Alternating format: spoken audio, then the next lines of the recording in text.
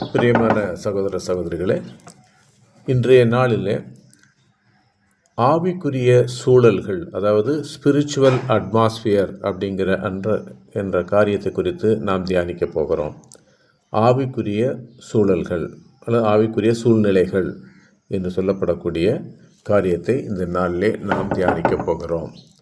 அதாவது இந்த ஆவிக்குரிய சூழ்நிலைகள் அப்படின்னு சொன்னால், இப்போ மழைக்காலம் அப்படின்னு சொல்கிறோம், வெயில் காலம் அப்படின்னு சொல்கிறோம். இது வந்து ஒரு கால சூழ்நிலை என்று சொல்லுவோம். அதாவது இந்த சூழ்நிலையில் வெயில் காலம் அப்படின்னு சொன்னால் சுள்ளுன்னு வெயில் அடிக்கும், மழை காலம் சொன்னாக்கா மழை பெஞ்சிக்கிட்டே இருக்கும் என்று நாம் அறிந்து கொள்கிறோம். அதுதான் சூழல் என்று சொல்லப்படக்கூடியது. அதே போல் ஆவிக்குரிய சூழல்கள் என்று சொல்லும்போது இந்த ஆவிக்குரிய சூழல்கள், அதாவது நாம் தேவனுடைய ஆவிக்குரிய தளத்து சூழலிலே இருக்கிறோமா அல்லது தீய ஆவியின் தளத்திலே இருக்கிறோமா என்பதை கண்டுகொள்வதற்கு இந்த அறிவு நமக்கு மிக மிக முக்கியமாக இருக்கிறது. இதைத்தான் இந்த நாளிலே நாம் தியானிக்கப் போகிறோம். ஆதியாகமத்தின் புத்தகம் 18ஆம் அதிகாரம் மற்றும் 19ஆம் அதிகாரத்தை நாம் வாசித்து இந்த காரியங்களை நாம் அறிந்து கொள்ளப் போகிறோம்.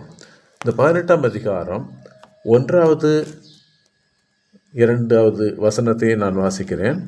பின்பு கர்த்தர் மம்ரேயின் சமபூமியிலே அவனுக்கு தரிசனமானார்.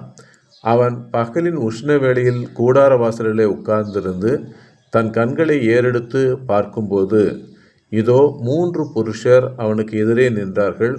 அவர்களை கண்டவுடனே அவன் கூடார வாசலிலிருந்து அவர்களுக்கு எதிர்கொண்டு ஓடி தரை மட்டும் குனிந்து என்று எழுதப்பட்டிருக்கிறது. அதாவது கர்த்தர் அவனுக்கு தரிசனமானார். அப்போது அவன் கண்களை ஏறெடுத்து பார்க்கும்போது அவனுக்கு முன்னே 3 புருஷர்கள் அவனுக்கு எதிரே நின்றார்கள் என்று எழுதப்பட்டிருக்கிறது. அதாவது 3 புருஷர்கள் என்று சொல்லும் பொழுது அதில் யாரெல்லாம் இருக்கிறாங்கன்னு சொன்னால், ஒன்று கர்த்தர் இருக்கிறார் மற்றும் 2 பேர் இருக்கிறார்கள். அப்போது மொத்தம் 3 பேர் இருக்கிறாங்க. இந்த 3 பேரும் யார் அப்படின்னு சொன்னால், இவர்கள் ஆவிக்குரிய தளத்திலே இருக்கக்கூடியவர்கள். கர்த்தர் ஆவிக்குரிய தளத்திலே இருக்கிறார். கூட வந்த 2 பேரும் ஆவிக்குரிய தளத்திலிருந்து அவரோடு கூட வந்தவர்கள். அவர்கள் ஏஞ்சல்ஸாக இருக்கலாம் அல்லது ஆவிக்குரிய தளத்தில் இருக்கக்கூடிய தேவ மனிதர்களாக இருக்கலாம். அதை பற்றி விளக்கமாக வசனம் சொல்லாவிட்டாலும் நாம் ஒன்றை அறிந்து கொள்ள முடியும். தேவனுடைய ஆவிக்குரிய தளம் இப்பொழுது ஆபிரகாமுக்கு முன்னால் இறங்கி வந்திருக்கிறது. ஹல்லேலூயா. அதாவது ஒரு தளமானது இறங்கி வந்திருக்கிறது. தேவனுடைய ஆவிக்குரிய தளமானது இப்பொழுது ஆபிரகாமுக்கு முன்பாக இறங்கி வந்திருக்கிறது. இப்பொழுது 3 பேர் அங்கே நிற்கிறாங்க. கர்த்தர் நிற்கிறார், கூட 2 பேர் நிற்கிறார்கள்.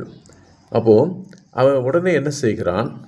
உடனடியாக என்ன செய்கிறான் அப்படின்னு சொன்னால், வந்தவங்க 3 பேரையுமே அவனால் பார்க்க முடிகிறது. அப்படின்னா அவன் அந்த ஆவிக்குரிய தேவனுடைய ஆவிக்குரிய தளம் இறங்கி வந்த பொழுது அவன் அந்த தளத்துக்குள்ளே பிரவேசிக்கிறான். அப்போது அந்த தேவனுடைய ஆவிக்குரிய தளத்துக்குள்ளே அவன் பிரவேசித்தபடியினால அவன் வந்திருக்கிற 3 பேரையும் அவனால் கண்டு கொள்ள முடிகிறது, அவனால் பார்க்க முடிகிறது. அவன் வந்திருக்கிறது கர்த்தர் அவனுக்கு தெரிஞ்சிருக்குதா இல்லையா அப்படிங்கிறது இங்கே சொல்லப்படவில்லை. ஆனால் கர்த்தரும் கூட 2 பேருமாக வந்திருக்கிறார்கள் என்று தெரிகிறது. அவங்க வந்த உடனே அவன் என்ன செய்கிறான்? அவர்களை அவன் விசாரிக்கிறான். வாங்க, கழிச்சு போய் வந்திருக்கிறீங்க, வந்து வந்து எங்கள் கூடாரத்தில் வந்து நீங்கள் சாப்பிட்டுட்டு போங்க என்று சொல்லி அவர்களை அவன் விசாரிக்கிறதை நாம் பார்க்கிறோம். அப்படின்னா இந்த ஆவிக்குரிய தளமானது இப்பொழுது தேடி வந்திருக்கிறது. யாரை தேடி வந்திருக்கிறது? ஆபிரகாமை தேடி வந்திருக்கிறது என்று இந்த வேத வசனங்கள் நமக்கு சுட்டி காட்டுகிறது. பிரியமான சகோதர சகோதரிகளே, எப்படி நடக்குது அப்படின்னு சொன்னால், தேவன் அவர் எந்த தளத்திலும் பிரவேசிக்க முடியும். அவர் அதாவது தேவனுடைய ஆவிக்குரிய தளமானது பூமிக்குரிய தளத்துக்கு இப்பொழுது இறங்கி வந்திருக்கிறதாக இந்த வசனங்கள் நமக்கு சுட்டி காட்டுகிறது. ஆபிரகாம் என்ன நினைக்கிறான்னு சொன்னால், ஏதோ தான் பார்த்து கொண்டிருக்கிறதாக, இந்த பூமியில் நடக்கக்கூடிய காரியத்தை பார்த்து கொண்டிருப்பதாக அவன் நினைத்து கொண்டிருக்கிறான்.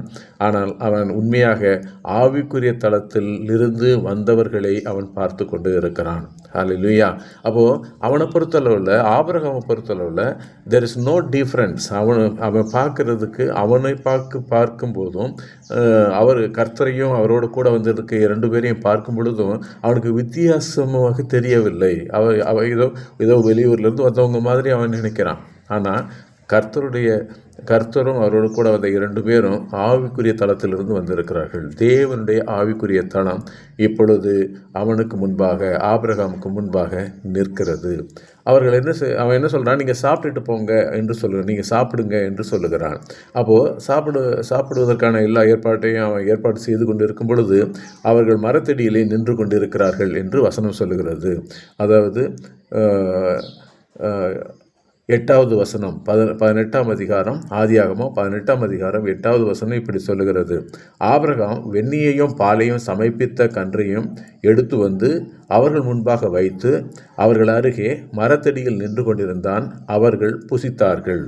அப்போது அவங்க மரத்தடியில் அவங்க நின்று கொண்டு இருக்கிறார்கள்.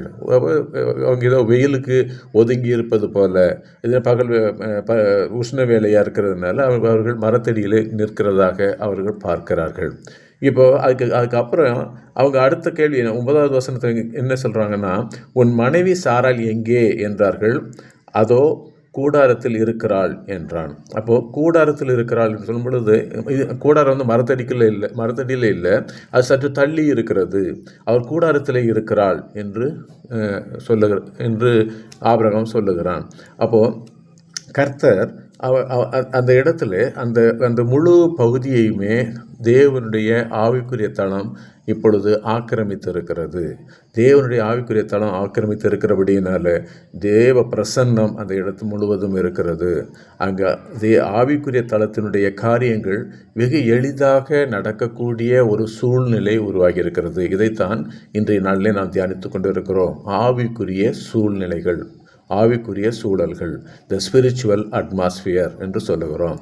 அப்போது ஒரு காரியம் நமக்கு தேவையான காரியம் நடக்கணும்னு சொன்னால் நம்மை சுற்றி இந்த ஸ்பிரிச்சுவல் அட்மாஸ்பியர் வரணும். தேவனுக்குரிய ஆவிக்குரிய தளம் இறங்கி வர வேண்டும். அது இறங்கி வந்தால் தான் காரியங்கள் நடப்பிக்கப்படும். நம்முடைய காரியங்கள் நடக்கணும், நல்லபடியாக நடக்கணும். எந்த காரியம் நல்லபடியாக நடக்கணும்னு சொன்னாலும் நம்முடைய குடும்பத்திலேயோ, நம்முடைய வீட்டிலேயோ, நம்முடைய தொழிலையோ, நம்முடைய வேலையிலையோ, எதுலேயும் ஒரு காரியம் வெற்றிகரமாக நடக்க வேண்டுமானால் தேவனுடைய ஆவிக்குரிய தளம் அந்த இடத்திற்கு இறங்கி வர வேண்டும். சமைக்கும்போது கூட தேவனுடைய ஆவிக்குரிய தளம் அங்கே இறங்கி வந்தால் சமையலே நல்லா இருக்கும். ஹல்லேலூயா. பாருங்கள், அப்போ அந்த தேவனுடைய ஆவிக்குரிய தளம் எந்த இடத்துல இருக்கிறதோ அங்கே அமைதி உண்டு, சமாதானம் உண்டு, சந்தோஷம் உண்டு, பிரச்சனைகள் இருக்காது, கஷ்டங்கள் இருக்காது, பாடுகள் இருக்காது, பதட்டம் இருக்காது. ஹல்லேலூயா. அப்போது தேவனுடைய ஆவிக்குரிய தளம் இறங்கி வர வேண்டும். இப்போது இந்த ஆபிரகாமை தேடி அவர்கள் வந்திருக்கிறார்கள். அவர்கள் வந்ததனுடைய நோக்கம் 2 காரியங்கள். அவங்க 2 நோக்கத்திலே வந்திருக்கிறார்கள். தேவனுடைய ஆவிக்குரிய தளம் 2 காரியமாக இறங்கி வந்திருக்கிறது. எதுக்குன்னு சொன்னால், ஒன்று ஆபிரகாமுக்கு தேவையானது கொடுக்கும்படியாக வந்திருக்கிறார்கள்.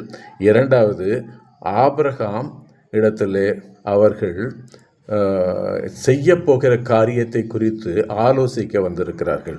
ஹல்லேலூயா. அந்த ஆவிக்குரிய தளம் எதுக்கு இறங்கி வந்திருக்குன்னு சொன்னால் 2 காரியத்துக்காக இறங்கி வந்திருக்கிறது. ஆபிரகாமுக்கு முன்னாடி இறங்கி வந்திருக்கிறது.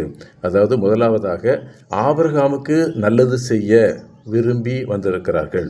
2வது, ஆபிரகாமிடத்தில் கன்சல்ட் பண்ண, ஆலோசனை செய்ய வந்திருக்கிறார்கள். இந்த 2 காரியங்களுக்காக இறங்கி வருகிறது. அப்போ தேவன் இறங்கி வரும்பொழுது, தேவன் நம் மத்தியில் இறங்கி வரும்போது, ஆவிக்குரிய தலம் இறங்கி வரும்போது என்ன நடக்குதுன்னு சொன்னால், நமக்கு நன்மையான விஷயங்கள் நடக்கிறது. 2வது, நம்மோடு கூட தேவன் ஆலோசனை செய்கிறார். அல்லேலூயா. நம்மோடு கூட கர்த்தர் ஆலோசனை செய்கிறார். தேவனுடைய ஆவிக்குரிய தலம் இந்த பூமியில் நடக்க போகிற காரியங்களை குறித்து நம்மோடு கூட ஆலோசனை செய்கிறது என்று இதன் மூலம் அறிந்து கொள்ளலாம். எப்போ பார்த்தீங்கன்னா, அப்போ சாராள் எங்கே என்று அவங்க கேட்குறாங்க. சாராள் எங்கேன்னு கேட்ட உடனே அவள் கூடாரத்தில் இருக்கிறாள் அப்படின்னு சொல்கிறார். உடனே கர்த்தர் என்ன சொல்கிறாருனாக்கும், உனக்கு ஒரு குமாரன் பிறப்பான் என்று சொல்லுகிறார். அதை 10வது வசனம் சொல்லுகிறது, ஒரு உற்பவ காலத்திட்டத்தில் நிச்சயமாய் உன்னிடத்திற்கு திரும்ப வருவேன், அப்பொழுது உன் மனைவியாகிய சாராளுக்கு ஒரு குமாரன் இருப்பான் என்றார். அல்லேலூயா. அப்போது பாருங்கள், இந்த ஆவிக்குரிய தலம் இறங்கி வந்தது நிமித்தம் ஆபிரகாமுக்கு ஒரு நன்மையான செய்தி சொல்லப்படுகிறது. ஒரு உற்பத்தி காலத்திட்டத்தில் தேவன் இந்த பூமியிலே நடக்க போகிற, அதாவது இந்த பூமியில் இருக்கக்கூடிய அதாவது இயற்கையின் ஹல்லேலூயா, பூமியிலே இயற்கையாக நடக்க வேண்டிய காரியங்களை, இயற்கையாக நடக்கக்கூடிய காரியங்களை தேவன் அனுமதிக்கிறார். அதாவது உற்பத்தி கால திட்டத்தில் தான் ஒரு குழந்தை வரணும்னு அப்படித்தான் வரும். அதை 10 மாதத்தில் பிறக்க வேண்டிய குழந்தைய ஒரு 5 மாதத்துலேயோ 3 மாதத்துலேயோ பிறக்க வைக்கிறவர் அல்ல. இந்த பூமியில் என்ன system, the system given to this world, இந்த உலகத்தில் கொடுக்கப்பட்டு இருக்கிற சில ஒழுங்குகள், அதை தேவன் அங்கீகரித்திருக்கிறார். அதை ஒருபோதும் தேவைப்பட்டால் அன்றி அதை மாற்றுகிறது இல்லை என்று நாம் அறிந்து கொள்ள வேண்டும். அப்போது இந்த ஆவிக்குரிய தலம் இறங்கி வந்தது நிமித்தம் இப்பொழுது ஆபிரகாமுக்கு ஒரு நல்ல செய்தி கிடைக்கிறது. அதாவது உனக்கு ஒரு குழந்தை கிடைக்கும்னு சொல்ல முடியும். ஒரு சாதாரணமாக ஒரு ப்ராஃபஸி, சில சமயம் சில இடங்கள்லன்னு சொல்லுவாங்க, ப்ராஃபஸி சொல்லுவாங்க, உங்களுக்கு ஒரு குழந்தை பிறக்குதுங்கன்னு சொல்லிடுவாங்க. அது ஆனா பண்ணான்னு கூட சொல்ல மாட்டாங்க. ஏன்னு சொன்னால் இப்போ கவர்மெண்ட்லேயும் அது ரெக்கமெண்ட் பண்ணுறது கிடையாது. ப்ராஃபஸிலையும் கூட அதை தெளிவாக சொல்ல மாட்டாங்க. அப்போது இங்கே தேவன் கர்த்தர் தெளிவாக சொல்லுகிறார், சாராளுக்கு ஒரு குமாரன் இருப்பான். ஒரு உற்பத்தி காலத்திட்டத்தில் உன் மனைவியாக சாராளுக்கு ஒரு குமாரன் இருப்பான். பிறகு தெளிவாக தேவன் வெளிப்படுத்தி கொடுக்கிறார். அப்போது இதுக்கு முன்னாடி உன்னுடைய சந்ததி பலுகும் என்று தான் சொல்லி கொண்டிருந்தார். நமக்கு முந்தின வாரங்களிலே நாம் பார்க்கும் பொழுது தேவன் ஆபிரகாமோடு ஒரு உடன்படிக்கை செய்தார் என்று பார்த்தோம். இரத்த உடன்படிக்கை செய்தார் என்று பார்த்தோம். அந்த உடன்படிக்கையின்படி அவனுடைய சந்ததி பெருகும் என்று சொல்லியிருந்தார். இப்போது அந்த ஆவிக்குரிய தளம் இறங்கி அவனுக்கு முன்பாக இருக்கும் பொழுது இப்பொழுது தேவன் மிகச் சரியாக சொல்லுகிறார், அடுத்த உற்பத்தி காலத்திட்டத்தில் அடுத்த 10 மாதத்தில் உனக்கு சாராளுக்கு ஒரு குமாரன் இருப்பான் என்று தேவன் சொல்லுகிறார், கர்த்தர் சொல்லுகிறார். அப்போது இந்த ஆவிக்குரிய தலம் இறங்கி வரும் பொழுது நம்முடைய குடும்பத்துக்கு, நம்முடைய தேவைகளுக்கு என்னென்ன காரியங்கள் வேணுமோ அதை குறித்து ஒரு மிக தெளிவான செய்தி, மிக தெளிவான ஒரு பதில், மிக தெளிவான ஒரு அடையாளம் நமக்கு கொடுக்கப்படும். ஹல்லேலூயா. அதில் கன்ஃபியூஷனே இருக்காது. ரொம்ப தெளிவாக தேவன் நம்மிடத்திலே சொல்லிவிடுவார், இதுதான் நடக்க போகுது என்று தேவன் தெளிவாக சொல்லிவிடுகிறார். அப்போது இந்த ஆவிக்குரிய தலம் இறங்கி வந்திருக்கிறதை நாம் இந்த நேரத்தில் நாம் அறிந்து கொள்ள வேண்டும். இந்த தேவனுடைய ஆவிக்குரிய தலம் யாரை தேடி வருகிறது? முதலாவது அதை கவனிக்கணும். இப்போ தேடி வந்திருக்கிறது ஆபிரகாமை தேடி வந்திருக்கிறது என்று நாம் அறிந்து கொள்கிறோம். இந்த 18வது அதிகாரத்தில் நாம் பார்த்து கொண்டு இருக்கிறோம். அப்போது ஏன் ஆபிரகாமை தேடி வர வேண்டும்? கொஸ்டின் அதுதான். ஏன் ஆபிரகாமை தேடி வர வேண்டும்? ஏன்னு சொன்னால் தேவன் சிலரை முன்குறிக்கிறார். யார் முன்குறித்திருக்கிறாரோ அவர்களை தேர்ந்தெடுத்திருக்கிறார் என்று வேதவசனம் சொல்லுகிறது. அப்படின்னா தேவன் ஒரு சிலரை முன்குறித்திருக்கிறார். யார் முன்குறித்தாரோ அவர்களை தேர்ந்தெடுத்திருக்கிறார். தேர்ந்தெடுத்தவர்களை ஆண்டவர் என்ன செஞ்சிருக்கிறாரு, அவருடைய பணிக்காக அவர் அழைத்தும் இருக்கிறார் என்று வேதவசனம் நமக்கு சுட்டி காட்டுகிறது. அப்போது இங்கே ஆபிரகாமை தேவன் தேர்ந்தெடுத்திருக்கிறார். அப்போ எப்படி தேர்ந்தெடுத்திருக்கிறார்னா, ஆபிரகாமை ஒரு தீர்க்கதரிசியாக தேவன் தேர்ந்தெடுத்திருக்கிறார். ஆபிரகாம் ஒரு தீர்க்கதரிசி என்று எப்படி தெரியும் நமக்கு அப்படின்னு சொன்னால், ஆதியாகமம் 20வது அதிகாரம் 7வது வசனம் வாசிக்கிறேன், கேளுங்கள். ஆதியாகமம் 20வது அதிகாரம் 7வது வசனம் இப்படி சொல்லுகிறது: அந்த மனுஷனுடைய மனைவியை அவனிடத்திற்கு அனுப்பிவிடு. அவன் என்று சொல்லப்படுகிறது ஆபிரகாம். அவனிடத்தில் அனுப்பிவிடு, அவன் ஒரு தீர்க்கதரிசி, நீ பிழைக்கும்படிக்கு அவன் உனக்காக வேண்டுதல் செய்வான். ஹல்லேலூயா. அவன் ஒரு தீர்க்கதரிசி என்று தேவன் தம்முடைய வாய்ப்பட அபிமெலேக்கோட கூட சொல்லுகிறார். அப்போது தீர்க்கதரிசியாக அவனை அங்கீகரித்திருக்கிறார். ஆபிரகாமை ஒரு தீர்க்கதரிசியாக கர்த்தர் அங்கீகரித்திருக்கிறார். அதனால தான் என்ன செய்கிறார்னா, அந்த ஆவிக்குரிய தளமானது இறங்கி வருகிறது, அவனை தேடி வருகிறது. அப்போது யாரெல்லாம் தேவனோடு கூட இடைபடுகிறார்களோ, ஒரு உடன்படிக்கை பலிபீடத்தை கட்டி தேவனோடு கூட ஒரு உடன்படிக்கை செய்து கொள்ளுகிறார்களோ, அவர்களோடு கூட தேவன் இடைபடுவார். அவர்களை எதற்காக அழைத்திருக்கிறாரோ அந்த பணிக்கு அவர்களை பயன்படுத்துவார். தேவனுடைய ஆவிக்குரிய தளம் அந்த பணிக்கென்று இறங்கி வரும். இங்கே ஆபிரகாமை எதற்கு அழைத்திருக்கிறார் அப்படின்னு சொன்னால், அவனை ஒரு தீர்க்கதரிசியாக அழைத்திருக்கிறார். அந்த தீர்க்கதரிசி என்ற அந்த ஸ்தானத்திலே ஆபிரகாமை வைத்து அவனோடு கூட ஆலோசிக்கும்படியாக தேவன் இறங்கி வருகிறார். அந்த தேவனுடைய ஆவிக்குரிய தளம் இறங்கி வந்திருக்கிறது என்று இந்த நாளிலே நாம் அறிந்து கொள்ள வேண்டும். எந்தெந்த இது இப்போ ஆவிக்குரிய தளம் இறங்கி வந்துச்சுன்னு சொன்னால், என்னென்ன காரியங்களை நாம் பெற்றுக்கொள்ள முடியும், ஆவிக்குரிய தளத்தில் நம்ம என்னென்ன காரியங்களை நாம் பெற்றுக்கொள்ள முடியும் என்பதை நாம் தியானிக்க போகிறோம். முதலாவதாக, ஒரு வார்த்தை கொடுக்கப்பட்டால் அந்த வார்த்தையை பற்றிய தகவல்கள் நமக்கு கொடுக்கப்படும். ஆவிக்குரிய தளம் இறங்கி வந்துச்சுன்னு சொன்னால், அப்போ அதாவது வேதத்தை வாசித்து கொண்டே இருக்கிறோம். வேதத்தை வாசித்து கொண்டே இருக்கும்போது தேவன் அது வழியாக, அந்த வேத புத்தகத்தின் வழியாக ஒரு வசனத்தை நமக்கு கொடுக்கிறார். நான் உன்னை ஆசீர்வதிப்பேன், நான் உன்னை பெருக பண்ணுவேன், இனி நீ கடன் வாங்க மாட்டாய், கடன் கொடுக்கிறவனாய் இருப்பாய் என்று தேவன் இவ்வாறு சில வார்த்தைகளை, சில வாக்குறுதிகளை நமக்கு கொடுக்கிறார். அது நமக்குன்னு ஸ்பெசிஃபிக்காக கொடுக்கிறார். அப்படி கொடுக்கும்போது கொடுக்கப்பட்ட அந்த வார்த்தையை நாம் எப்படி ஏற்றுக்கொண்டு இருக்கிறோம் அல்லது அந்த வார்த்தையை எதிர்பார்த்து காத்திருக்கிறோம் என்பதை அறிந்து கொள்ளும்படியாக ஆவிக்குரிய தளம் இறங்கி வருகிறது. இந்த ஆவிக்குரிய தளம் இறங்கி வரும் பொழுது அது கொடுக்கப்பட்ட வார்த்தையின் நிமித்தம் நாம் எந்த அளவுக்கு தயாராக இருக்கிறோம் என்று நம்மை ஆய்வு செய்கிறார்கள். அந்த 3 பேருமே இங்கே வந்த இடத்துல ஆபிரகாமோட பேசுகிறார்கள். ஆபிரகாமிடத்தில் என்ன பேசுகிறாங்கன்னு சொன்னால், உற்பத்தி கால திட்டத்திலே உனக்கு ஒரு குமாரன் இருப்பான் என்று ஆவிக்குரிய தளத்திலே கர்த்தர் சொல்லுகிறார். அப்போது ஆபிரகாம் அதை ஏற்றுக்கொண்டு இருக்கிறான். அதே சமயத்தில் சாராள் என்ன செய்கிறான், நகைத்தாள் என்று சொல்லப்பட்டு இருக்கிறது. அப்படின்னு சொன்னால், நகைத்தாள் என்று சொன்னால், நான் கிளவியாக இருக்கிறேனே, எனக்கு ஸ்திரீகளுக்குள்ள வழிபாடு நின்று போய்விட்டதே, எனக்கு எப்படி இது ஆகும் என்கிற ஒரு அச்சத்திலே இருக்கிறாள். அப்படி அச்சத்தில் இருக்கும் பொழுது அதை அந்த ஆவிக்குரிய தளத்திலே இருக்கக்கூடியவர்கள் அறிந்திருக்கிறார்கள். பாருங்கள், அவ இருக்கிறது கூடாரத்தில், இவங்க இருக்கிறது மரத்தடியில். ஆனால் அந்த ஆவிக்குரிய தளம் அந்த இடம் முழுவதும் இறங்கி வந்திருக்கிறபடியினால என்ன நடக்கிறது, சாராள் கூடாரத்தில் சிரித்ததை தேவன் வெளிப்படுத்தி சொல்லுகிறார். அவள் நீ நகைத்தாய் என்று சொல்லுகிறார். சாராள் பயந்து நான் நகைக்கவில்லை என்று மறுத்தாள் என்று எழுதப்பட்டிருக்கிறது.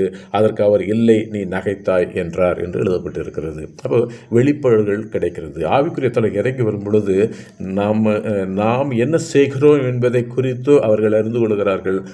நாம் என்ன செய்ய வேண்டும் என்பதை குறித்து அறிவுரை சொல்லுகிறார்கள். அப்போ ஆவிக்குரிய தளம் இறங்கி வரணும் அப்படி என்பது மிக மிக முக்கியமானதாக இருக்கிறது. முதலாவது, கொடுக்கப்பட்ட வார்த்தைகள் எப்படி நிறைவேறும் என்பதை குறித்த அறிவு நமக்கு கொடுக்கப்படும். ஆவிக்குரிய தளம் இறங்கி வந்துச்சுன்னு சொன்னால், கொடுக்கப்பட்ட வார்த்தை, நமக்கென்று கொடுக்கப்பட்ட வார்த்தை எப்படி நிறைவேறும், கர்த்தர் எப்படி நிறைவேற்றுவார் அது அதை ஒரு ஒரு பெரிய மிராக்கிள், ஒரு சூப்பர் நேச்சுரல் மிராக்கிளாக நடக்குமா, இல்லை நார்மல் கோர்ஸில் நடக்குமா, ஒரு ஒரு ஹீலிங்கே இருக்குதுன்னு வச்சுக்கிடுங்க. அந்த ஹீலிங்கை வந்து ஒரு ஒரு ஒரு சூப்பர் நேச்சுரல் மிராக்கிள் ஆண்டவர் செய்ய போகிறாரா, இல்லை ஒரு ஒரு டாக்டரை வச்சு செய்ய போகிறாரா, ஒரு ஒரு ஆப்ரேஷன் வழியாக செய்ய போகிறாரா, எப்படி செய்ய போகிறார் கர்த்தர் என்பதை கர்த்தர் நமக்கு வெளிப்படுத்தி தருவார். எப்போ? அந்த தேவனுடைய ஆவிக்குரிய தளம் நம்ம மத்தியிலே இறங்கி வரும் பொழுது.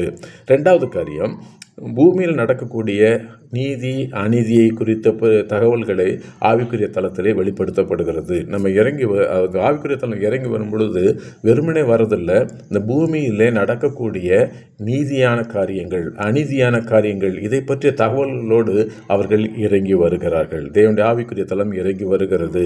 அதை என்ன செய்கிறாங்கன்னு சொன்னால், அந்த ஆவிக்குரிய தளத்திலே யாரை தேடி வருகிறார்களோ அவர்களுக்கு வெளிப்படுத்துகிறார்கள். தேவன் யாருக்கு வெளிப்படுத்த வேண்டும் என்று விரும்புகிறாரோ அதை வெளிப்படுத்தி கொடுக்கிறார். அதாவது ஆதியாகமம் 18ஆம் அதிகாரம் 18வது வசனம் இப்படி சொல்லுகிறது, நான் செய்ய போகிறதை ஆபிரகாமுக்கு மறைப்பேனோ என்று சொல்லுகிறார். ஆபிரகாமுக்கு நான் மறைப்பேனோ. ஏன் அப்படி சொல்கிறாரு? ஏனென்றால் ஆபிரகாம் ஒரு தீர்க்கதரிசியாக அழைக்கப்பட்டிருக்கிறான். அப்போது ஒரு தீர்க்கதரிசிக்கு தேவன் எல்லாவற்றையும் வெளிப்படுத்தி கொடுக்கிறார். எந்தெந்த அதாவது தீர்க்கதரிசின் பேர் வச்சிருக்கிறவங்களுக்கு வெளிப்படுத்துகிறாருன்னு இல்லை, யாரெல்லாம் இந்த ஆவிக்குரிய தளத்திலே நுழைகிறார்களோ, ஆவிக்குரிய தளத்திலே இருக்கிறார்களோ, அந்த தீர்க்கதரிசிகளுக்கு தேவன் வெளிப்படுத்தி கொடுக்கிறார். அப்படின்னு சொன்னால் ஆபிரகாம் இப்பொழுது அந்த ஆவிக்குரிய தளத்திலே இருக்கிறான். அவனிடத்திலே ஆண்டவர் என்ன சொல்கிறார்னா, நான் செய்ய போகிறதை ஆபிரகாமுக்கு மறைப்பேனோ என்று சொல்லுகிறார். அவங்களுக்கு ஆவிக்குரிய தளத்தில் பிரவேசிக்கிறவர்களுக்கு தேவன் அதை வெளிப்படுத்தி கொடுக்கிறார். எதை வெளிப்படுத்தி கொடுக்கிறார்? நீதியான காரியங்களையும் அநீதியான காரியங்களையும், இந்த பூமியில் நடக்கக்கூடிய நீதியான காரியங்கள் அநீதியான காரியங்கள் எல்லாவற்றையும் தேவன் வெளிப்படுத்தி கொடுக்கிறார். இந்த நீதியான காரியங்கள் அநீதியான காரியங்கள்னா என்ன என்று சொன்னால், இந்த பூமியில் இந்த மனிதர்களுக்கு முழு சுதந்திரத்தை கொடுத்திருக்கிறார். மனிதர்கள் ஒவ்வொருவருக்கும் முழு சுதந்திரத்தை கொடுத்திருக்கிறார். அவங்க என்ன செய்யணும்னு நினைக்கிறாங்களோ அதை செய்யலாம். அவங்க செய்யணும்னு நினைக்கிறத கர்த்தர் தடை செய்கிறது இல்லை. அப்படின்னா அப்போ அவர் ஃப்ரீ வில் என்று ஒன்று கொடுக்கப்பட்டு இருக்கிறது. அவர்கள் செய்யணும்னு நினைக்கிறது, நன்மையை செய்யணும்னு நினச்சா நன்மை செய்யலாம், தீமை செய்யணும்னு நினச்சா தீமை செய்யலாம். நன்மை செய்தால் அது நீதியாகிறது, தீமை செய்தால் அது அநீதியாகிறது.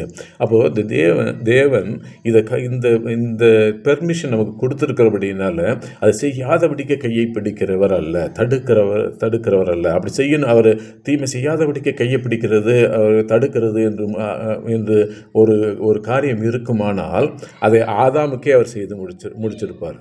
தயவுசெய்து இந்த பழத்தை சாப்பிட்றதுன்னு அவன் கையை என்ன செஞ்சிருப்பார்? பிடிச்சிருப்பார். ஆனால் அதை செய்யவே இல்லை. ஏன்னா அந்த ஃப்ரீவில் யாருக்கும், இந்த பூமியில் பிறந்திருக்கிற ஒவ்வொரு மனிதனுக்கும் கர்த்தர் அந்த ஃப்ரீவில், அதாவது சுய சித்தத்தை கொடுத்திருக்கிறார். அவன் சித்தத்தின்படி அவன் நடக்க அவர் அனுமதி கொடுத்திருக்கிறார். அதே சித்தத்தை பயன்படுத்தி அவர்கள் தன்னிடத்திலே வர வேண்டும் என்று விரும்புகிறார்.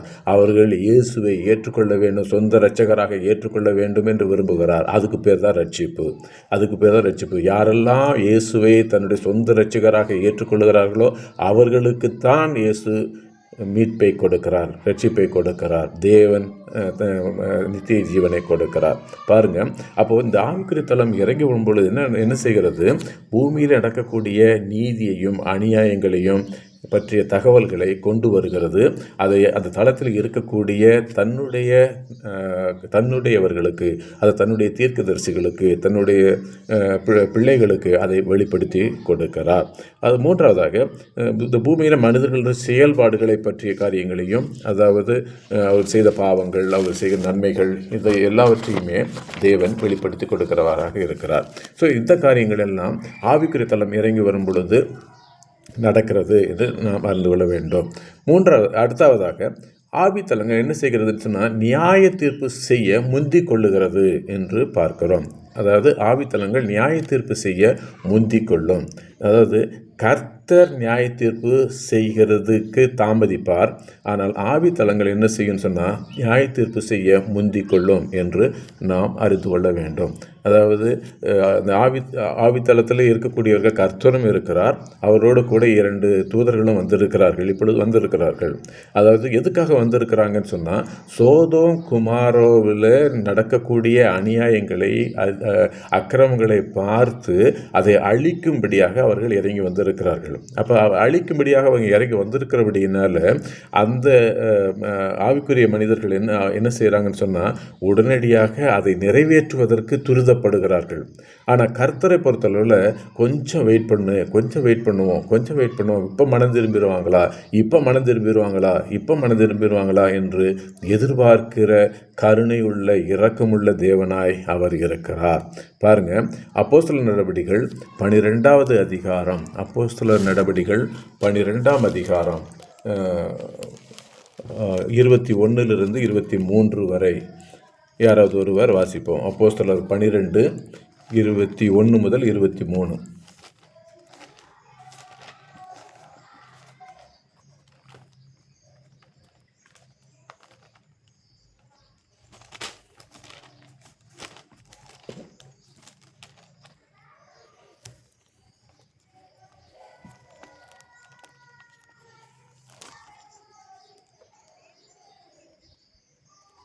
ஹல்லேலூயா. போதும். ஓகே முடிச்சிருங்க. அதை அவன் தேவனுக்கு மகிமை செலுத்தாதபடியினால்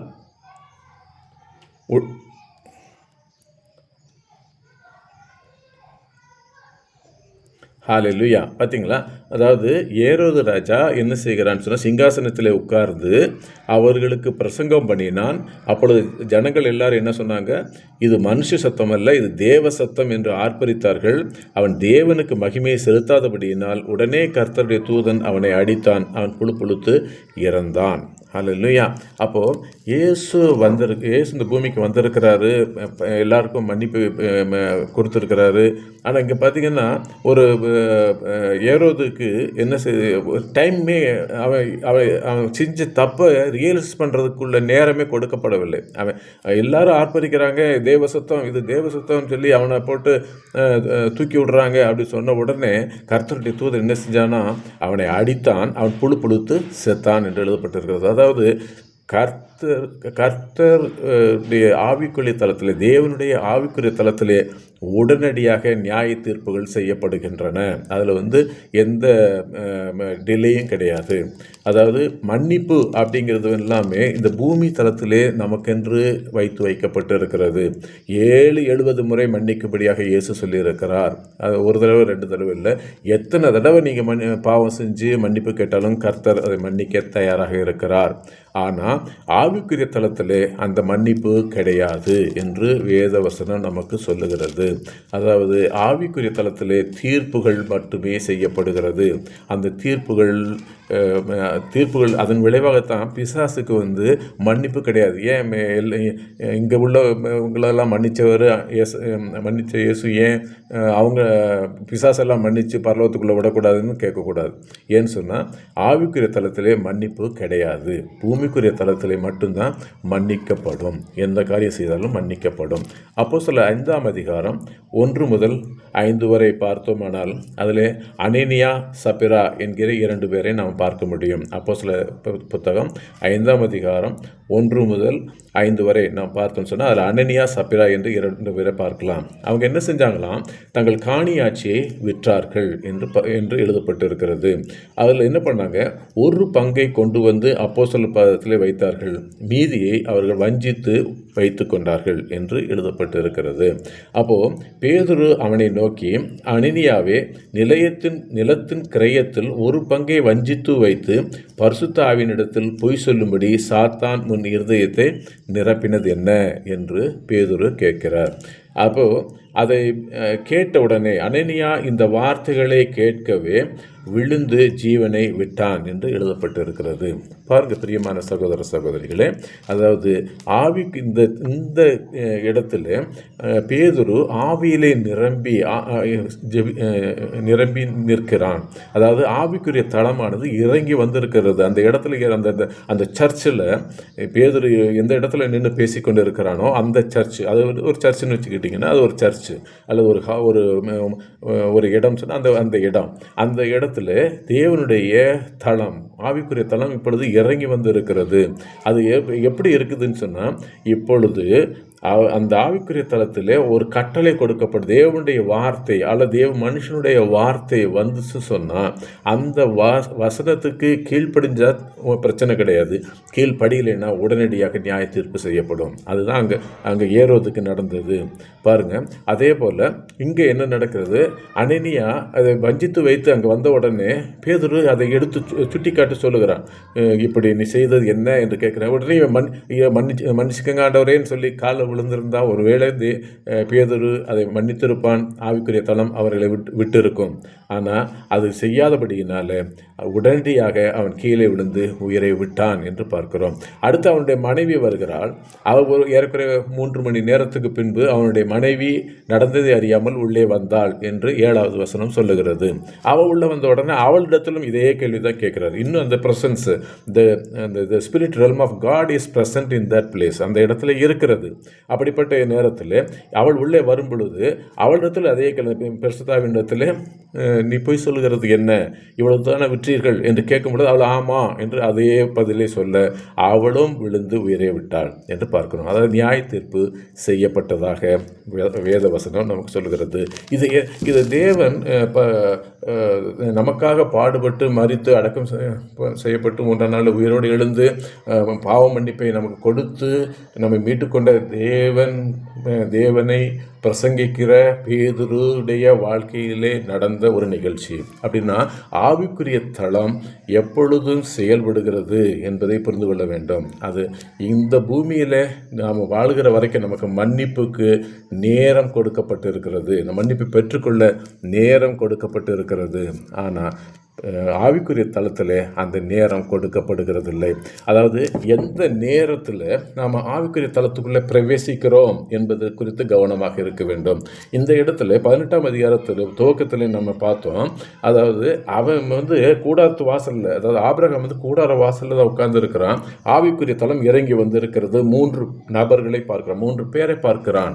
அப்படின்னா ஆவிக்குரிய தளம் இறங்கி வந்திருக்கிறது. இந்த இடத்துல அவன் உத்தமனாய் வாழ்கிறபடியினாலே, உத்தமனாய் இருக்கிறபடியினாலே அவன் எந்த தவறும் செய்யலை. அந்த தவறு செய்யாதபடினாலே அவன் எந்த தண்டனைக்குள்ளாகவும் போகிற காரியம் அங்கே நடக்கவில்லை பாருங்க. ஆனால் இந்த அனனியா சப்பிரா விஷயத்திலும் சரி, ஏரோதுடைய விஷயத்திலும் சரி, அவர்கள் தேவனுடைய ஆவிக்குரிய தளம் இறங்கி வந்திருக்கிறதை அறியாதபடிக்கு அவர்கள் செய்த தவறு உடனடியாக நியாய தீர்ப்பை அந்த இடத்துல நிறைவேறுகிறதை அவர்களிடம் நாம் பார்க்க முடிகிறது. ஓகே, அதாவது இதைத்தான் இந்த காரியத்திலும் நாம் பார்க்க முடியும். அதாவது ஆதியாகமம் 18ஆம் அதிகாரம் 21வது வசனத்தை நான் வாசிக்கிறேன். அப்பொழுது கர்த்தர் என்ன சொல்லுகிறார், நான் இறங்கி போய் என்னிடத்தில் எட்டின அதன் கூக்குரல், அதாவது சோதோம் குமாரோடைய கூக்குரலின்படியே அவர்கள் செய்திருக்கிறார்களோ இல்லையோ என்று பார்த்து அறிவேன் என்றார் என்று எழுதப்பட்டிருக்கிறது. அதை நான் சொன்னேன், ஆவிக்குரிய தளத்திலே நியாய தீர்ப்பு உடனடியாக செய்யப்படுகிறது. கர்த்தரோ கொஞ்சம் தாமதிக்கிறார். நியாய தீர்ப்பு செய்வதற்கு கொஞ்சம் தாமதிக்கிறார். அந்த கொஞ்சம் தாமதிக்கிறதுக்கு தான் இப்போ இவங்க 3 பேர் இறங்கி வந்ததனுடைய நோக்கமே சோதம் குமாராவை அழிக்கிறதுக்கு தான். ஆனால் கர்த்தர் என்ன நினைக்கிறாரு, நம்ம இப்பொழுது ஒரு தீர்க்கதரிசியை நாம் சந்திச்சிருக்கிறோம்.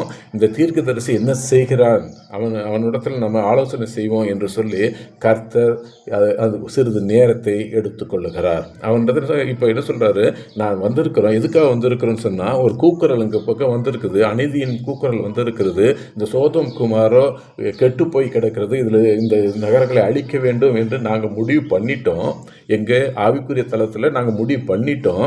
அந்த முடிவை இப்பொழுது எங்கே கொண்டு வர்றாங்கன்னு சொன்னால் ஆவிக்குரிய தளத்திலே பிரவேசித்திருக்கிற ஆபிரகாமுடைய சமூகத்திலே கொண்டு வருகிறார்கள். அப்போ ஆபிரகாம் தான் இப்போது ஃபைனல் டிசிஷன் எடுக்கணும். இப்போ ஆபிரகாம் சொல்கிறத செய்கிறதுக்கு கர்த்தர் ரெடியாக இருக்கிறார். அவர் தாமதிக்கிறார். நியாய தீர்ப்பு எடுப்பதற்கு, சோதம் குமாராவை அழிப்பதற்கு முன்பாக இப்பொழுது இந்த தீர்க்கதரிசி முன்பாக அவர் நின்று கொண்டு இருக்கிறார். அப்போது இந்த இடத்துல இப்பொழுது ஆபிரகாம் கையில் இருக்குது அந்த பெரிய ரோல். அவன் சொன்னால் கர்த்தர் கேட்பார். இப்போ ஆனால் அவன் என்ன செய்கிறான், அவன் எப்படிப்பட்டவனா இருக்கிறான்னு சொல்லி பாருங்கள். அவன் 50 நீதிமான்கள் இருந்தாலோ 45 நீதிமான்கள் இருந்தாலோ, 40 நீதிமான்கள் இருந்தாலோ, 30 நீதிமான்கள் இருந்தாலோ, 20 நீதிமான்கள் இருந்தாலோ என்று அவன் அப்படியே குறைச்சிக்கிட்டே போகிறான். அவனுக்கு என்ன இப்போ பிரச்சனைன்னு சொன்னால், எத்தனை பேர் நீதிமான்களாக இருக்காங்கன்னு தெரியலை. ஹல்லேலூயா. அந்த சோதோம் குமாரா அழிக்கப்படக்கூடாது என்று அவன் விரும்புகிறான். ஆபிரகாமுக்கு நல்லா தெரியுது சோதோம் குமாரா அழிக்கப்பட்டு விடக்கூடாது அப்படின்னு சொல்லி விரும்புகிறான். ஏன்னு சொன்னால் அவனுடைய சகோதரனாகிய லோத்து குடும்பத்தோடு அங்கே இருக்கிறான். அதனால் அழிக்கப்பட்டு விடக்கூடாது என்று விரும்புகிறான். ஆனால் என்ன செய்ய, இப்போ அவனுக்கு அங்கே மொத்தம் எத்தனை பேர் இருக்காங்கன்னு தெரியலை. பாருங்கள், எத்தனை பேர் இருக்கிறாங்கன்னு தெரியலை. லோத்துடைய மனைவி 2 பேர், 2 பிள்ளைகள் 4 பேர். இந்த 4 பேருக்கு போக இன்னும் எத்தனை பேர் இருக்கிறாங்க தெரியாது. இந்த அதாவது இது எப்படிப்பட்ட நிலைமையாக இருக்கிறதுன்னு சொன்னால், அறியாமை என்கிற ஒரு காரியமாக இருக்கிறது. தெரியல, இந்த என்ன நடக்குது எனக்கு தெரியலை, என்ன எப்படி வாழ்கிறாங்கன்னு தெரியலை, எத்தனை பேர் ரட்சிக்கப்பட்டிருக்கிறாங்கன்னு தெரியலை. இந்த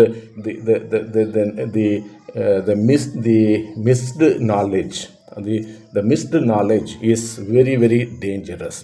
அதாவது நாம் ஒவ்வொருவரும், கர்த்தருடைய பிள்ளைகளாக இருக்கிற ஒவ்வொருவரும் எல்லா காரியங்களையும் தெரிந்து வைத்து ஜெபிக்க வேண்டும்.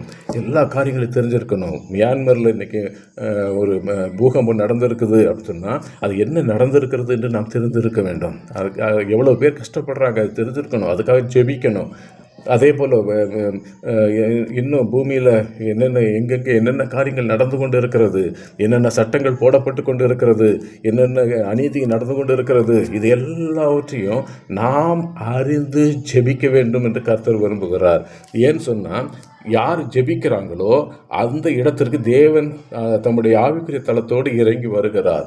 அவங்க எல்லாம் இறங்கி ரெடியாக இருக்கிறாங்க. இப்போ இந்த காரியத்துக்கு நாங்கள் ஒரு பெர்மிஷன் வேணும். ஒரு தீர்க்கதரிசிட்டிருந்து நாங்கள் ஒரு பெர்மிஷன் வாங்கி தான் செய்யணும். ஏன்னா கர்த்தர் நான் செய்ய போகிறது, நான் ஆபிரகாமுக்கு மறைப்பேனோ, ஒரு தீர்க்கதரிசிக்கு மறைப்பேனோ, ஒரு கர்த்தருடைய பிள்ளைக்கு மறைப்பேனோ, இதுதான் ஆண்டவருடைய கண்டிஷன்.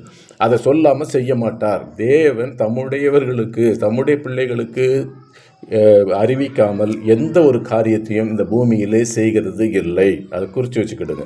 தேவன் தம்முடைய பிள்ளைகளுக்கு, தம்முடைய ஊழியக்காரர்களுக்கு தெரிவிக்காமல் எந்த ஒரு காரியத்தையும் இந்த பூமியிலே செய்கிறது இல்லை.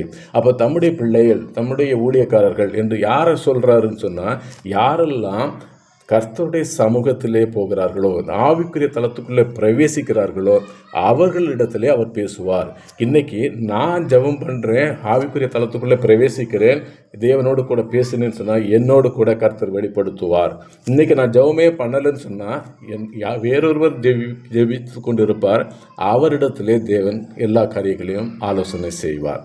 இப்போ இந்த பூமியில் அவர் எளிய நினச்சான், நான் ஒருவன் மட்டும்தான் இருக்கிறேன் அப்படின்னு சொன்னான். ஆண்டவர் சொன்னார், இல்லை நான் 7000 பேரை விட்டு வைத்திருக்கிறேன் என்று சொன்னார். அதுபோல் இந்த பூமியில் நம்ம மட்டும்தான் இதில் இருக்கிறோம், ஊழியத்தில் இருக்கிறோம், நம்ம மட்டும்தான் தீர்க்கதரிசியாக இருக்கிறோம்னு சொல்லி யாரும் சொல்லிக்கொள்ள முடியாது. தேவன் நிறைய பேரை வைத்திருக்கிறார். பூமி முழுவதும், இந்த உலகம் முழுவதும், ஒவ்வொரு சிட்டிலையும், ஒவ்வொரு கண்ட்ரிலையும் எவ்வளவோ பேரை கர்த்தர் வைத்திருக்கிறார். அவர்களிடத்தில் இறங்கி தான் செய்ய போகிறது குறித்து ஆலோசனை செய்வார். அவங்க ஜெபம் பண்ணால் தேவன் அழிவுகளை நிறுத்துவார். ஹல்லேலூயா. அழிவுகளை நிறுத்துவார். அதுக்கு என்ன வேணும்? இந்த ப்ரேயர் நாலேஜ். இது என்ன நடக்க போகிறது, இதனால் எவ்வளோ பேர் கஷ்டப்பட போகிறாங்க, இது எப்படி தடுக்கிறது, இது எல்லாமே தேவ சமூகத்துக்கு போகிறவர்களுக்கு தெரிந்திருக்க வேண்டும். இந்த ஆபிரகாமுக்கு அங்கே எத்தனை பேர் இருக்காங்கன்னு தெரியாது. இவன் கணக்குப்படி மொத்தம் 6, அதுக்கப்புறம் 2 பிள்ளைங்கன்னு சேர்த்தா, அல்லது மொத்தம் ஒரு 4 பிள்ளைங்க சேர்த்தா ஒரு 10 பேர் இருப்பாங்க. குத்து மதிப்பு ஒரு 10 பேர் இருந்தால் அழிக்காமல் விடுவீரோ அதோடு நிப்பாட்டிட்டான். ஏன்னா 10 பேராவது இருப்பாங்க அப்படி என்று அவனை எதிர்பார்த்தான். ஆனால் அங்கே 10 பேர் இல்லை. ஹல்லேலூயா. கர்த்தர் போய்விட்டார் என்று எழுதப்பட்டு இருக்கிறது. அப்போது ஆவிக்குரிய தளம் இறங்கி வரும் பொழுது நம்ம இடத்துல ஆலோசனை செய்கிறது. இந்த காரியங்களை குறித்து தேவன் நம்மோடு கூட ஆலோசனை பண்ணுகிறார். அப்படி ஆலோசிக்கிற வேளையில் நாம் என்ன செய்யணும்? எல்லா காரியங்களிலும் தெளிவாக இருக்க வேண்டும். ஆண்டவரே, இந்த மாதிரி செய்யுங்க, இப்படி செய்யாதீங்க என்று சொல்லக்கூடிய அளவிற்கு தேவன் நம்மோடு கூட இடைப்பட விரும்புகிறார். சரி, ஹalleluya. இப்போ இந்த ஸ்பிரிச்சுவல் என்விரான்மெண்ட், அதாவது ஆவிக்குரிய சூழ்நிலைகளில் என்ன இதுன்னு சொன்னால், அவன் கர்த்தரோடு நெருங்கி போய் பேசினான் என்று பார்க்கிறோம். ஆதியாகமம் 18ஆம் அதிகாரம் 22வது வசனத்திலே நாம் பார்க்கிறோம். அப்பொழுது அந்த புருஷர்கள் அவ்விடம் விட்டு சோதோமை நோக்கி போனார்கள். ஆபிரகாமோ பின்னும் கர்த்தருக்கு முன்பாக நின்று கொண்டிருந்தான் என்று எழுதப்பட்டிருக்கிறது. அப்படின்னு சொன்னால் அவன் என்ன செய்கிறான்? கர்த்தருக்கு முன்பாக நிற்கிறான். அப்போது ஒரு தீர்க்கதரிசியானவன் கர்த்தருக்கு முன்பாக நிற்கிறான். அந்த தேவ பிள்ளை எங்கே இருக்கிறாங்க அப்படின்னு சொன்னால் கர்த்தருக்கு முன்பாக நிற்கிறார்கள். அப்போது கர்த்தருக்கு முன்பாக யார் நிற்கிறாங்களோ அவர்களை சுற்றி ஆவிக்குரிய தளம் இறங்கி வரும். அல்லையா? அவர்களை சுற்றி ஆவிக்குரிய தளம் இறங்கிவிடும். கர்த்தர் ஒரு இடத்துக்கு வரான்னு சொன்னால் அவர் தனி ஒரு மனிதனாக வருகிறதில்லை, தனி ஒருவராக வருகிறதில்லை. அவர் தம்முடைய சேனையோடு, அதனால தான் அவர் பேர் சேனைகளின் கர்த்தர், தம்முடைய சேனையோடு வருவார். ஆவிக்குரிய தளம் முழுமையாக அந்த இடத்திற்கு இறங்கி வரும் என்பதை நாம் இந்த நாளிலே அறிந்து கொள்ள வேண்டும் என்று கர்த்தர் விரும்புகிறார். நான் சொன்னது திரும்பவும் சொல்லுகிறேன். ஆவிக்குரிய தளம் செயல்படும், நியாயத்திற்கு செய்ய விரைந்து செயல்படும். கர்த்தர் நிதானிக்கிறார், தாமதிக்கிறார், அந்த செயல்பாட்டை நிறுத்தி வைக்கிறார். நன்மை செய்யவும் அது தீவிரிக்கும், தீமை செய்யவும் தீவிரிக்கும். இதை நாம் நன்றாக புரிந்து கொள்ள வேண்டும். சரி, இப்போ நான் ஏற்கனவே சொல்லியிருக்கிறேன் 2 ஆவிக்குரிய தளங்கள் இருக்கிறது என்று சொல்லி. அதாவது ஒன்று தேவனுடைய ஆவிக்குரிய தளம், இன்னொன்று சாத்தானுடைய ஆவிக்குரிய தளம், அதாவது ஈவில் ஸ்பிரிட்ஸ் ரெல்ம், அதாவது தீய ஆவிகளின் தளம் என்று ஒன்று இருக்கிறது. இப்போ இந்த சோதோம் குமாராவில் என்ன இருக்குதுன்னு சொன்னால் தீய ஆவிகளின் தளம் இருக்கிறது.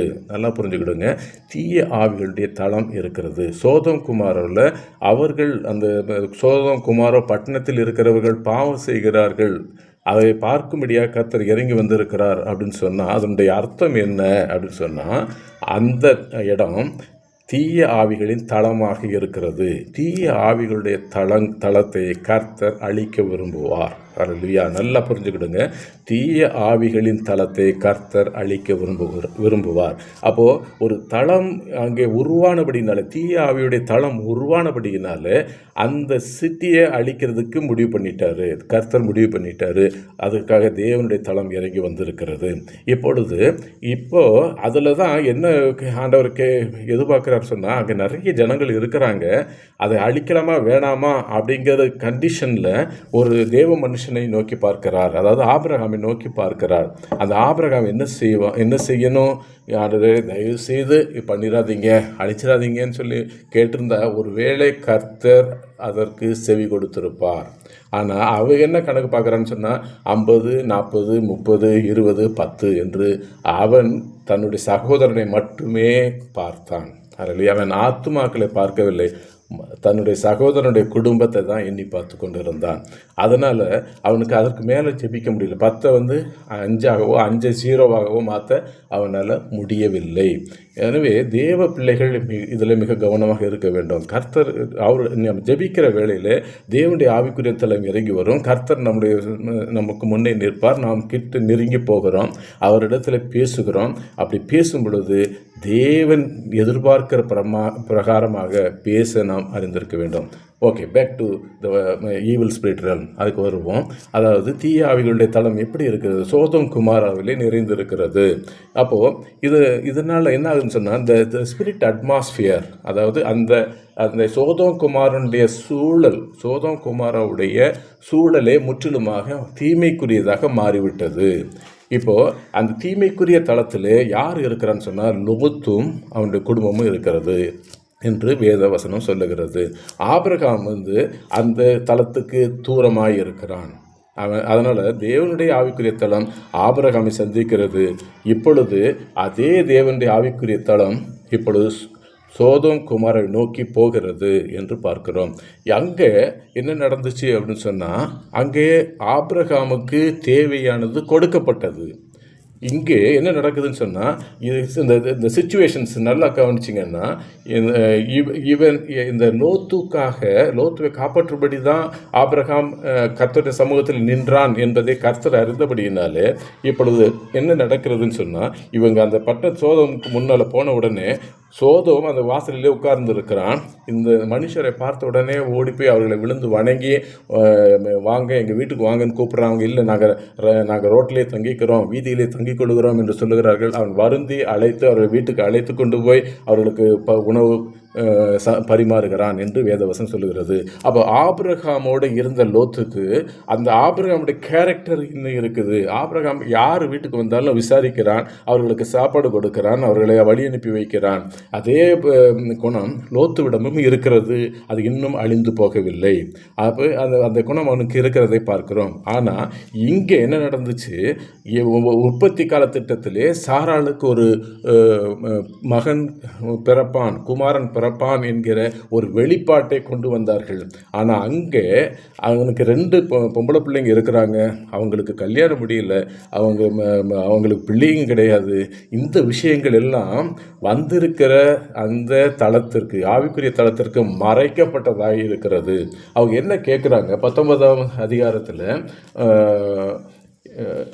என்ன சொல்ற? 19ஆம் அதிகாரம், ஹல்லேலூயா, 5வது வசனம் என்ன சொல்லுகிறது? லோத்தை கூப்பிடு. ஹல்லேலூயா, ஸ்தோத்திரம்.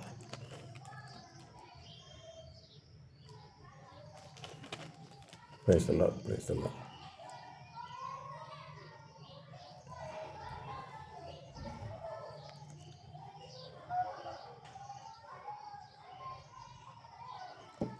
என்னை கொண்டு வா என்றார்கள். அப்போது அங்கே என்ன அந்த சூழ்நிலை இப்போ எப்படி இருக்குன்னு சொன்னால், தீமையான மனிதர்களால் நிறைந்திருக்கிறது. அப்போ தீமையான மனிதர்கள் அப்படின்னு சொன்னால் தீய ஆவியால் நிரப்பப்பட்ட மனிதர்கள் அங்கே இருக்கிறார்கள்.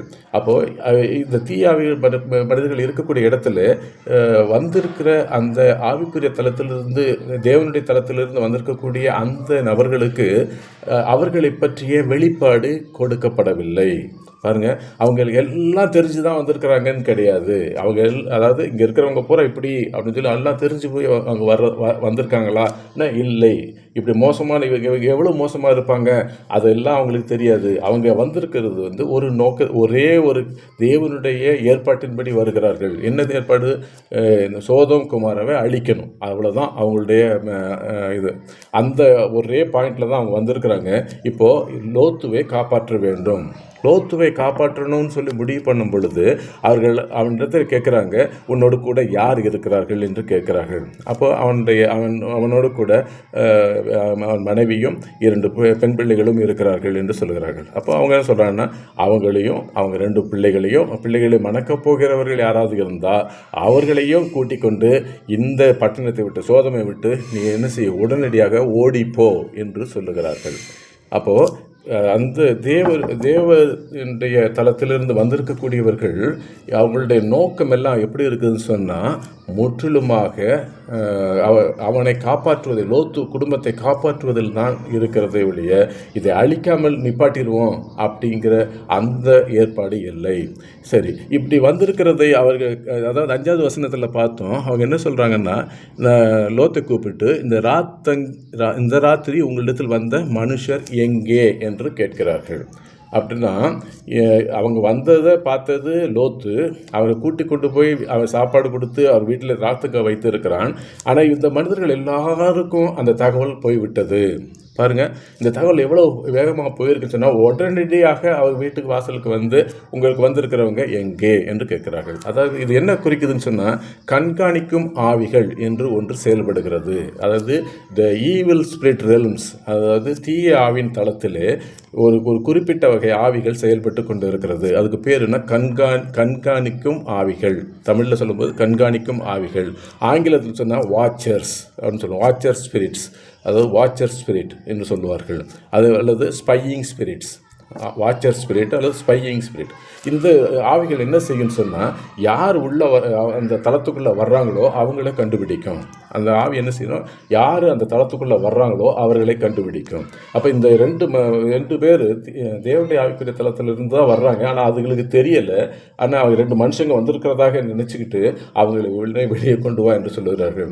அந்த சோதோம் குமாரர்கள் நடக்கக்கூடிய பாவம் என்ன அப்படின்னு சொன்னால், அங்கே ஹோமோசெக்சுவல் என்கிற ஒரு பெரிய பாவம் அங்கே நடந்து கொண்டு இருக்கிறது.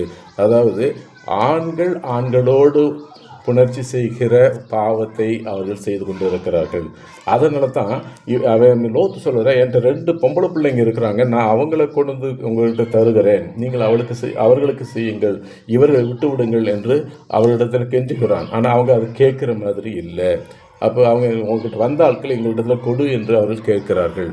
அப்படி நீ கொடுக்கலன்னா நாங்கள் உனக்கு அதே போல் செய்வோம் என்று அவனை மிரட்டுகிறதை நாம் வேதவசனத்திலே பார்க்க முடியும். அப்போ அந்த ஹோமோசெக்சுவல் என்கிற அந்த ஒரு பெரிய ஒரு பிசாசு கூட்டம் அந்த சோதோம் குமாரோவை ஆக்கிரமித்திருக்கிறது. அப்போ the spirit realm of Sodom and Gomorrah is fully filled with homosexual spirits. அந்த இடத்துல நிறைந்திருக்கிறதை நாம் வந்து விட முடியும். அப்போ அந்த இடம் முழுவதுமே மாறி இருக்கிறது. அவங்களோட புத்தி மாறிடுச்சு. அங்கே இருக்கக்கூடிய மனிதர்களுடைய புத்தி மாறி போச்சு, அவங்களுடைய எண்ணங்கள் மாறி போச்சு, அவங்களுடைய செயல்பாடுகள் மாறி போச்சு, எல்லாமே தீமையை நிறைந்திருக்கிறபடினாலே தேவன் அந்த 2 நகரங்களையும் அழிக்க விரும்புகிறார். அதுக்காக இப்பொழுது உள்ளே வந்துட்டாங்க.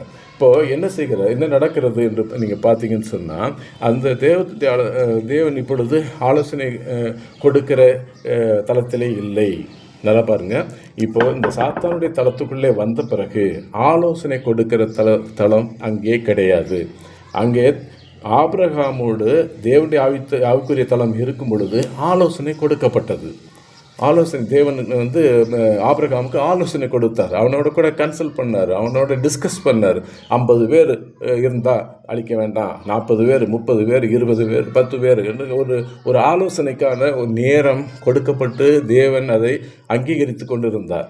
இங்கே அதுக்கான நேரம் இல்லை. அழிவுக்கு நேராக வந்த பிறகு இந்த ஈவில் ஸ்பிரிட் ஆஃப் ரெல்மை காலி பண்ணணும்னு சொல்லி தேவனுடைய தளம் முடிவு பண்ணி விட்ட பிறகு அதை செயல்படுத்துவதற்கான காரியத்தில் தான் அவங்க இருந்தாங்களே ஒழிய அதை மாற்றுவதற்கான ஆலோசனை அங்கே ஏறெடுக்கப்படவில்லை. லோத்து ஒரு நீதிமான் தான், இல்லை என்று சொல்லவில்லை, அவன் நீதிமான் தான். அப்படி நீதிமானாக இருக்கிற அவனிடத்திலே கன்சல்ட் பண்ணலை, தேவன் கன்சல்ட் பண்ணலை, என்னப்பா செய்யலாம் அப்படின்னு கேட்கவே கிடையாது. ஏன்னா ஈவில் ஸ்பிரிட் ரெல்மில் ஒருவன் நுழைந்து விட்டால், அவன் நீதிமானாக இருந்தால் அந்த தளத்துக்குள்ளே நுழைஞ்சாச்சுன்னு சொன்னால் அவனிடத்திலே தேவன் ஆலோசிக்கிறது இல்லை. நல்லா, அவர் பெரிய ஊழியக்காரராச்சு, அதப்படி அவர் ஆண்டவரோட பேசாமல் இருப்பார் நம்ம சொல்லக்கூடாது. ஏன்னா அந்த ரெல்முக்குள்ளே போயாச்சுன்னு சொன்னால் தேவன் கன்சல்ட் பண்ண மாட்டார். அல்லேலூயா.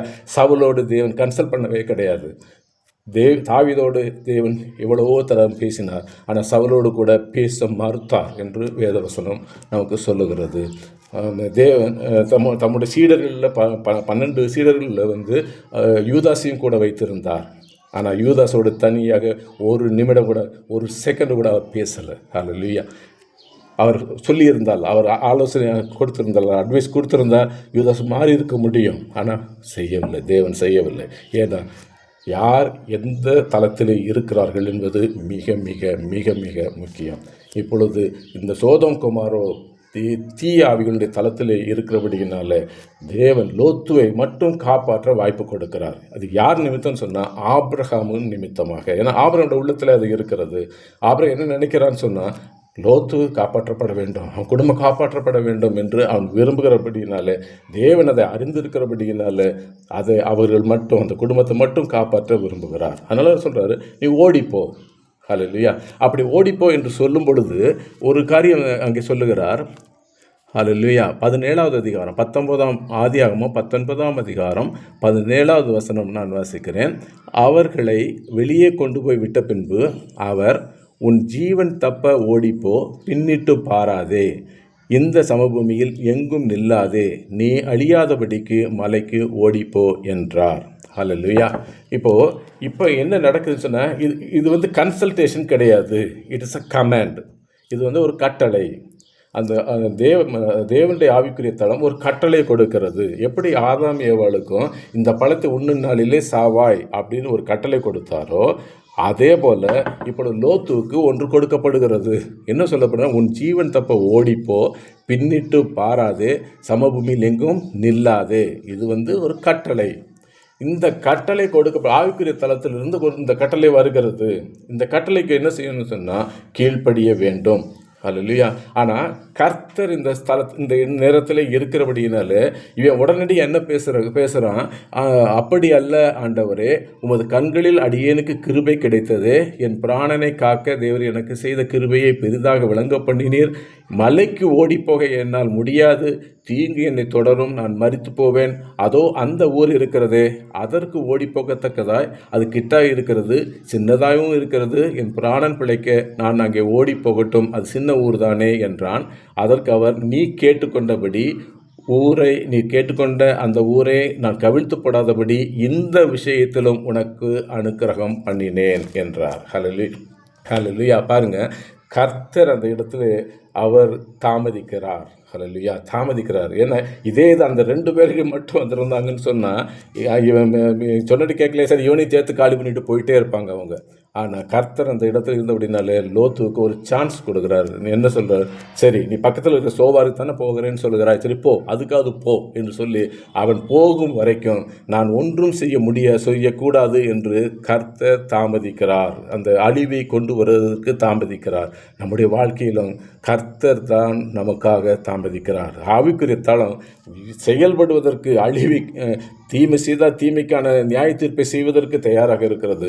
நன்மை செய்தால் நன்மைக்கான கிஃப்ட்டு, நமக்கான பிளஸ்ஸிங்ஸை கொடுக்கறதுக்கு தயாராக இருக்கிறது. எல்லாம் உடனே கொடுப்பதற்கு ஆவிக்குரிய தளம் தயாராக இருக்கிறது. தாமதிக்கிறது கர்த்தர். அழிவை நமக்கு கொண்டு வராதபடிக்கு கர்த்தர் தாமதிக்கிறார் என்று நாம் மனம் திரும்ப வேண்டும். மன்னிப்பு கேட்கணும்னு சொன்னால் மன்னிப்பு கேட்கணும், மனம் திரும்பணும், இயேசுவிடத்தில் வரணும், கல்வார் ரத்தத்தால் கழுவப்படணும். எல்லாவற்றுக்கும் தேவன் நேரம் கொடுக்கிறார். இந்த பூமிக்கு அதுக்கு தான் நேரம் கொடுத்திருக்கிறார். அவர் இயேசு 2வது வருகையிலே நியாய தீர்ப்பு செய்யப்படும். அதற்காக தேவன் நேரத்தை கூட்டிக் கொண்டே போகிறார். அவர் தாமதிக்கிறார். இயேசு வர தாமதிக்கிறார். இயேசு அனுப்புவதற்கு தேவன் தாமதிக்கிறார். இந்த காரியத்தில் நாம் கவனமாக இருக்க வேண்டும். அப்போ இங்கே என்ன நடக்குது, அவன் போகும்போது கொடுக்கப்பட்ட கட்டளையை அவன் மீறாதபடிக்கு இருந்திருக்க வேண்டும். எப்படி ஆதாம் ஏவாளுக்கு ஆண்டவர் பழத்தை சாப்பிடாதன்னு கையை பிடிக்கலையோ, அதுபோல திரும்பி பார்க்காதே என்கிற கட்டளைக்கு அவர்கள் கீழ்ப்படிந்திருக்க வேண்டும். யார்? லோத்து கீழ்ப்படிந்தான், அவனுடைய 2 பிள்ளைகளும் கீழ்ப்படிந்தார்கள். ஆனால் அவனுடைய மனைவி திரும்பி பார்த்து, ஹல்லேலூயா, 26வது வசனம் சொல்லுகிறது, அவன் மனைவியோ பின்னிட்டு பார்த்து உப்பு தூண் ஆனாள் என்று எழுதப்பட்டிருக்கிறது. திரும்பி பாராதே ஓடு அப்படின்னு சொல்லிட்டாருன்னு சொன்னால் திரும்பி பார்க்கக்கூடாது. திரும்பி பார்த்தா அது ஆவிக்குரிய தளத்தில் கொடுக்கப்பட்ட கட்டளையை மீறினா யாருக்கு என்ன தண்டனை உண்டோ அது அவர்கள் மேல் வரும். ஹல்லேலூயா, அது அவர்கள் மேல் வரும். ஐயோ, இதில் தேவையில்லை போய் மாட்டிக்கிட்டாங்களே, இதுலேருந்து தப்பிக்க தேவனுடைய பிள்ளை தானே, இவனை தப்பிக்க வச்சிருக்கலாமே. No, it's not possible. அதை தேவனுடைய கட்டளையை மீறுகிறவர்களுக்கு வித்தியாசம் இல்லை. அவர் தனித்து பார்க்கிறது, இவர் ப்ராஃபட் ஆச்சு, இவர் பெரிய தீர்க்கதரிசி ஆச்சு, இவர் பெரிய அப்போஸ்தலராச்சு, இவர் பெரிய இவராச்சு, அவராச்சு. No, there is no difference in the spiritual. It works based on the word of God. கர்த்தருடைய வார்த்தை எதுவோ அந்த வார்த்தைக்கு கீழ்ப்படுகிறவர்களுக்கு என்ன உண்டோ அது நடக்கும். அல்லேலூயா, என்ன உண்டோ அது நடக்கும். இதை அதாவது வேத புத்தகத்தில் எழுதப்பட்டிருக்கிற அத்தனை காரியங்களும் நிறைவேறும். அதை நிறைவேற்றும்படியாகத்தான் நான் வந்தேன் என்று இயேசு சொல்லுகிறார். அதுக்கு தான் நான் வந்தேன்னு சொல்கிறாரு. அப்போ வந்திருக்கிற இடத்துல அவர் என்ன சொல்கிறாருன்னா, அதில் எழுதப்பட்டிருக்கிற சாபங்கள், அதில் எழுதப்பட்டிருக்கிற தண்டனைகள், அதில் இருக்கப்பட்டிருக்கிற ஆக்கினைகள், அதில் எழுதப்பட்டிருக்கிற மரணம், அதில் எழுதப்பட்டிருக்கிற நோய், அதில் எழுதப்பட்டிருக்கிற எல்லா அழிவுகளையும் அவர் என்ன செஞ்சிட்டாருன்னு சொன்னால், தன்மேல் சுமந்து கொண்டு தன்னை ஏற்றுக்கொள்ளுகிறவர்களுக்கு விடுதலையை கொடுக்கிறார். இயேசு விடுதலையை கொடுக்கிறார். அப்படின்னா என்ன அர்த்தம்? அதில் எழுதப்பட்டிருக்கிறது, நீ இயேசுகிட்ட வரலன்னா நீ யாராக இருந்தாலும் உங்கள் மேலே பலிக்கும். ஹல்லேலூயா. அப்போ நான் கிறிஸ்தவனாக இருக்கிறதுனால தப்பிப்பேன்னு கிடையாது. நான் எப்படியாவது ஒரு தடவை ஜெபம் பண்ணுறதுனால தப்பிச்சிருவேன்னு கிடையாது. யாரெல்லாம் ஆவிக்குரிய தளத்தில் பிரவேசித்து தேவனுடைய சமூகத்திலே நின்று தேவன் என்ன கட்டளை கொடுத்திருக்கிறாரோ அந்த கட்டளைகளை நான் செய்திருக்கிறேன் என்று தைரியமாக தேவனிடத்தில் பேசக்கூடியவர்களுக்கு தேவன் தம்முடைய அங்கீகாரத்தையும் தம்முடைய ஆசீர்வாதங்களையும் அளவில்லாமல் கொடுப்பார். அது இல்லாமல் தேவனுடைய கட்டளைகளுக்கு மாறுதலாக செய்யக்கூடிய யாராக இருந்தாலும் சரி, அவர்கள் மேல் நியாய தீர்ப்பு எழுதப்பட்டிருக்கிறபடியே இறங்கி வரும் என்று இந்த நாளில் கர்த்தர் நாம் அறிந்து கொள்ள வேண்டும் என்று விரும்புகிறார்.